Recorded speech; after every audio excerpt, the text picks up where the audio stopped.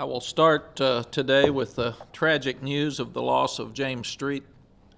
Our thoughts and our prayers go out to his family and his many friends at this time of pain and sorrow. James was a very dear friend of mine. He and I and Janie and Sally have been very instrumental in working with the Rise School and over many years and working in golf tournaments. And we do want to, as sad as it is to lose an icon like James from our university, we do want to celebrate his life and remember all the things that he's accomplished. You start talking about maybe the only quarterback in history never to lose a football game as a starter. He won 20 straight. He and Coach Royal and Coach Ballard were so instrumental in changing the course of college football when they started the wishbone. And he was so humble, but at the same time so driven. He had tremendous integrity, such a competitor. He started he used to say, the 14th quarterback on the depth chart and worked his way up to where he was today. But James is a guy that we will all really, really miss. And you that didn't have a chance to be around him and get to know him and have his infectious personality help you really miss something. Thursday night, we will wear a sticker on the back of our helmets with JS on it in honor of James Street. And we will show a video to the players in our Tuesday meeting this week, which would normally be our Thursday meeting, and it will show them James Street and all the things that he accomplished.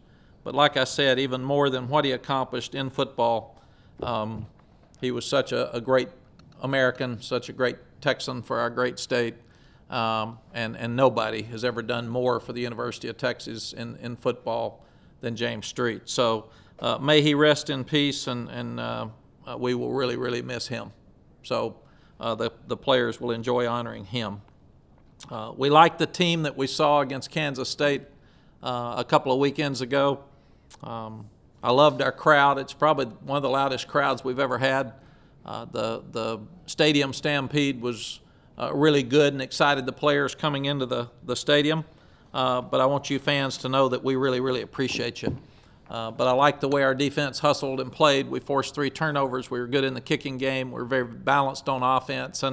And against a football team we've had trouble beating and a very physical football team. So I was proud of the way our guys played. Bye week gave us an opportunity to go back and look at things positive and concerns over the first 4 ball games and prepare for the next 2 opponents because we've got an open date after Oklahoma. It also gave us a chance to get some guys well. DeJay did practice last week and should be ready to play on Thursday night. Josh Cochran will be out of the game on Thursday night. He will not play. David Ash, Mike Davis, and Greg Daniels are still being evaluated, but both Mike Davis and Greg Daniels did practice some yesterday, and will practice again this afternoon because as such, Sunday's practice was like a Tuesday for us going into a Thursday because we've not done this on the road on Thursday since I've been coaching here at the University of Texas, and obviously Steve Edmond will be out for the first half of the ball game. Because of his targeting penalty from last week. And you should be given a depth chart as well. So John will be handing those out. Iowa State, everybody knows the good job that Paul Rose does. He's tough. His teams have played hard each week.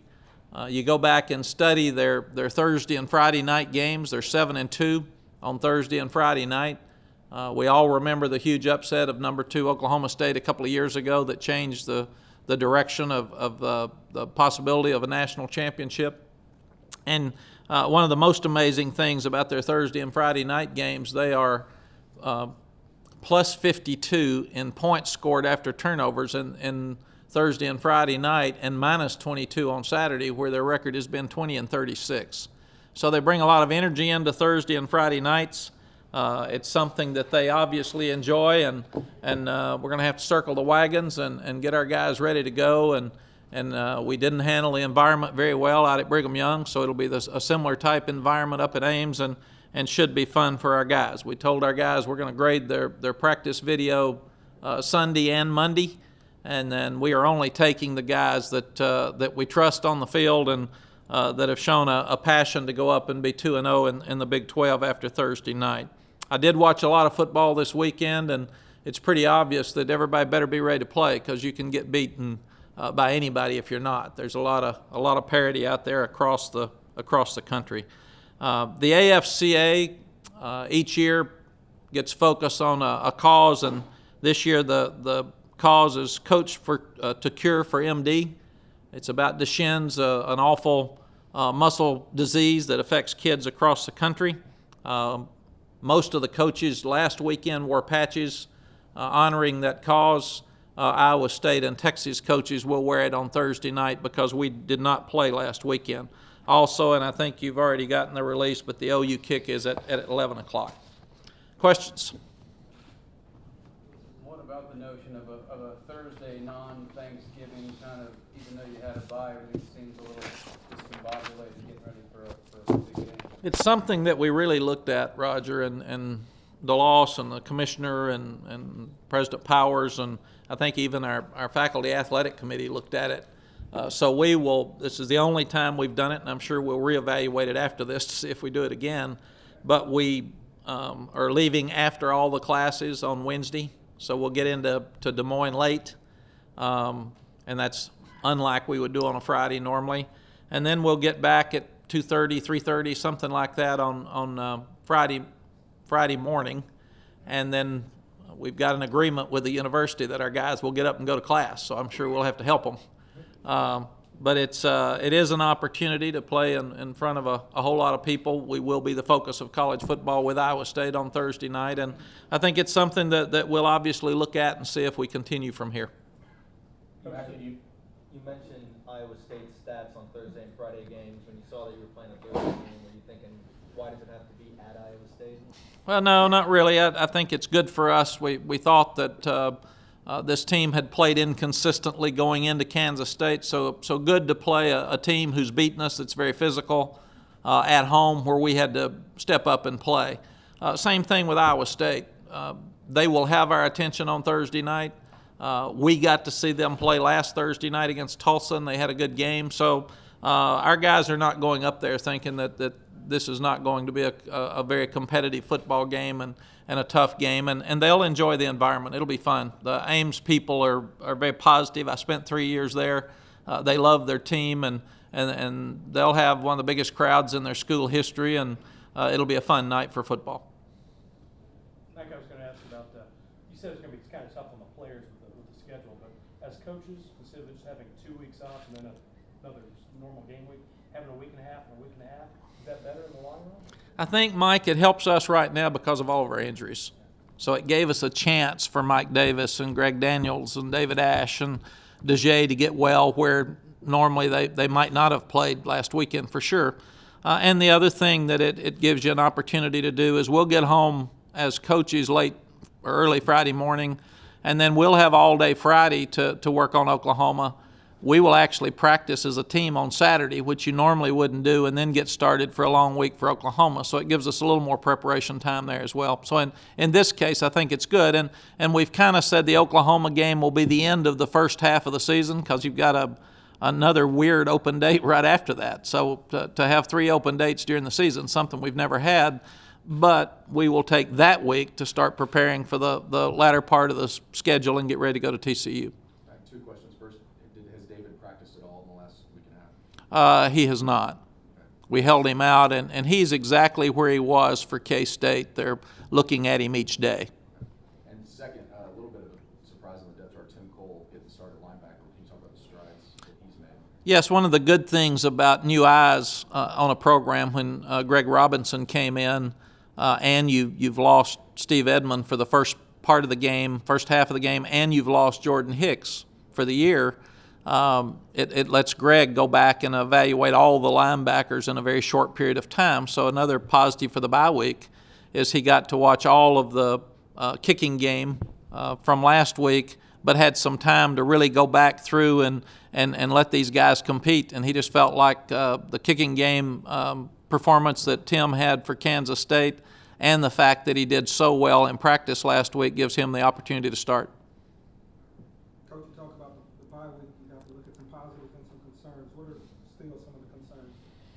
we've got to get our whole package in defensively. Greg's had 3 weeks now instead of 3 days, so he's getting it there, and I'm impressed by the way the coaches are working together.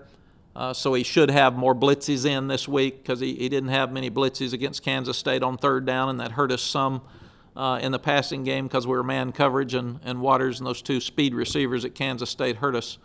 And Iowa State's a very similar team to Kansas State with what they do and with a lot of their personnel.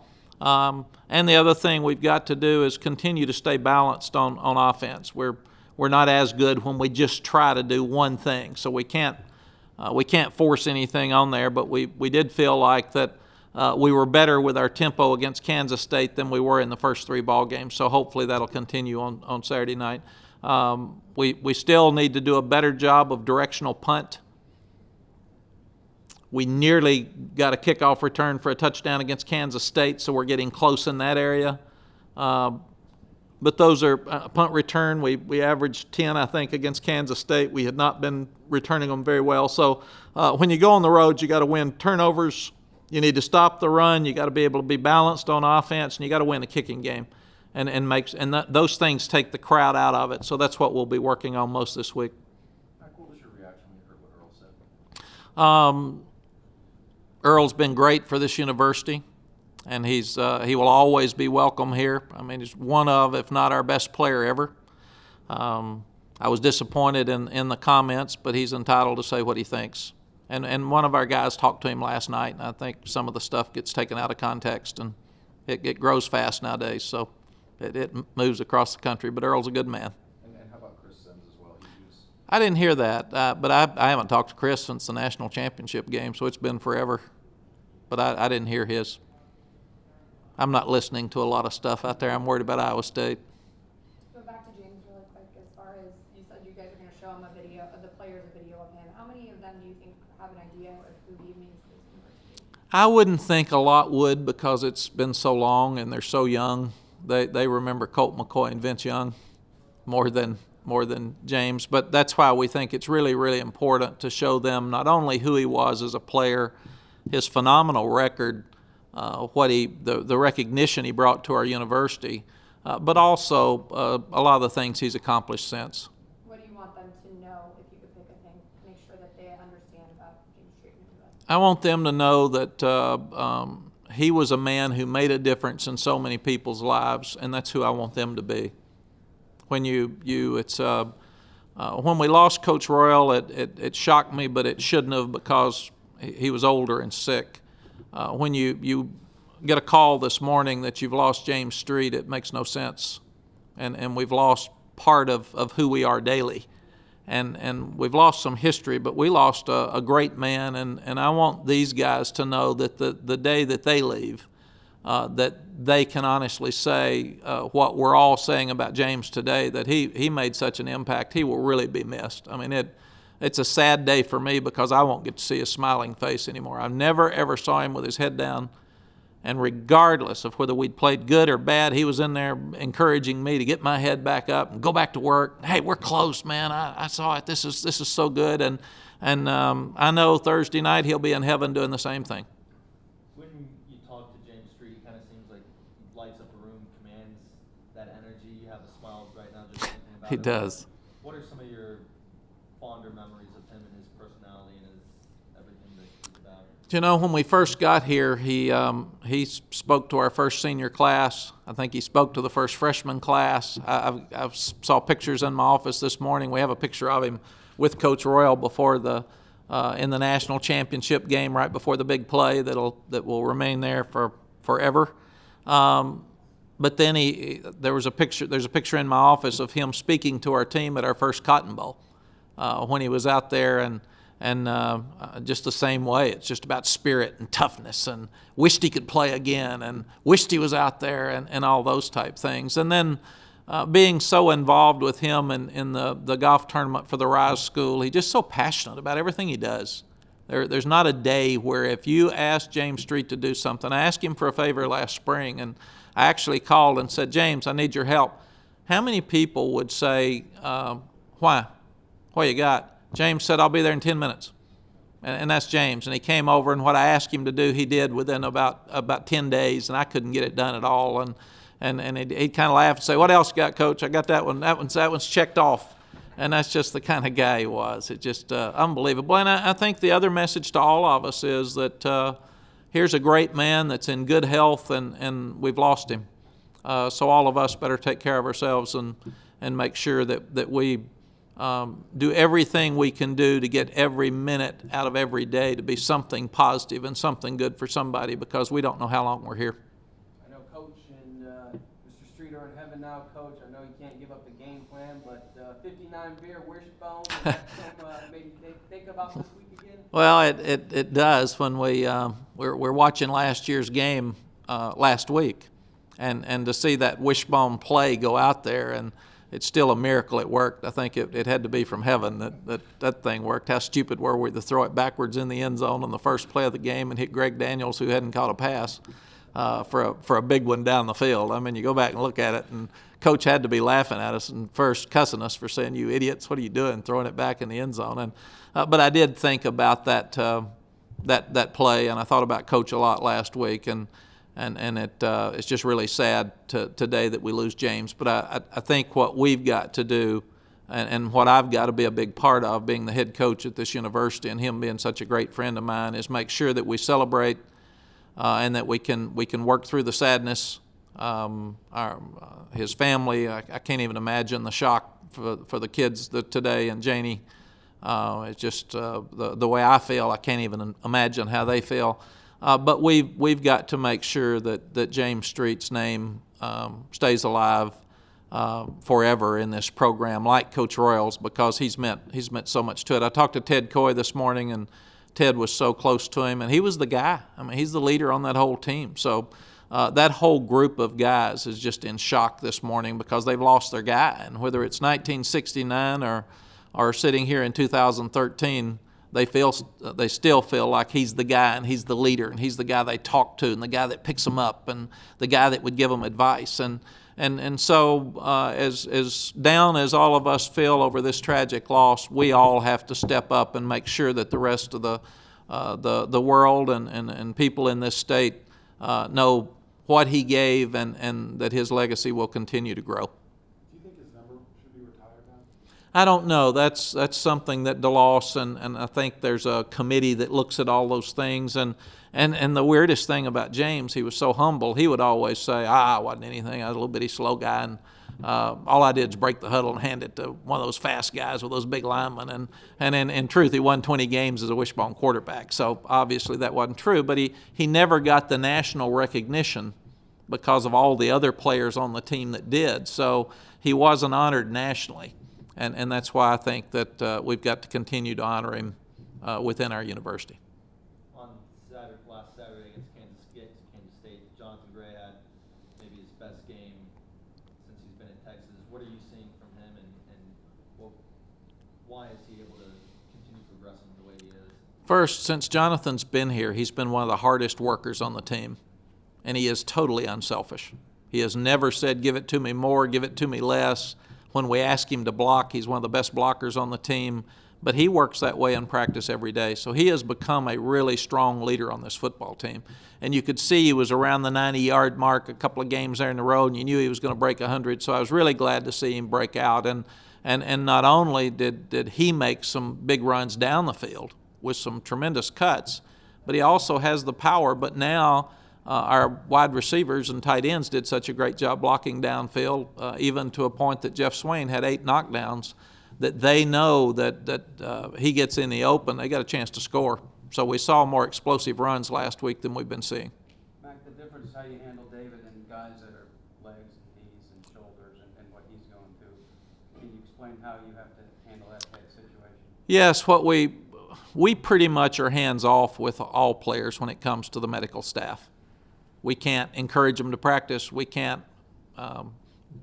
because it's perceived as pressure, and even worse with a head injury. So all Major and I do to David is say, "How you feeling? Anything we can do?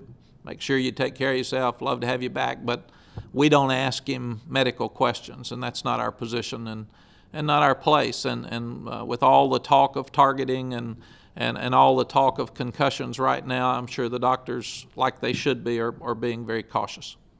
Mack, how much does Jay bring back to this offense if he's 100%? Just so much speed. When we went to Brigham Young, he was a huge part of the offense at tailback and at slot. And we didn't play very well out there, and not making excuses, but it really threw our game plan off and our staff off that he gets hurt the third play of the ball game, and I think touched the ball 2 of the first 3 plays. So we'll have less in for him now until he can get back to 100%. But he's got the kind of speed that every time he touches it, you have a chance to score. So he is a guy that Iowa State will have to be aware of every time he lines up, and that's why we need Mike Davis back. If there is a positive about DeJay and Mike being out, Marcus Johnson had a tremendous game against Kansas State and showed us what he can do, and he's well. And Kendall Sanders continues to get better, and we all know how good Jackson is. So we've got enough guys now that we can spread it out and get the ball in enough guys' hands, and people have to defend the field, and that's something that we haven't been able to do always the last couple of years. Iowa State coach, I know we won't see on Wednesday, but they have some skilled guys. Does it start with Wimberly and Richardson? It really does. Sam Richardson's playing very, very well. He's a guy that can run and throw, even though he doesn't have a lot of design runs. And we did stop the quarterback option better against Kansas State, but I'm sure we'll still see it. Wimberly's got tremendous speed, and he's a guy that every time he touches it, he was the difference in the Tulsa game right before the half, and he also took one to the house earlier in the first quarter.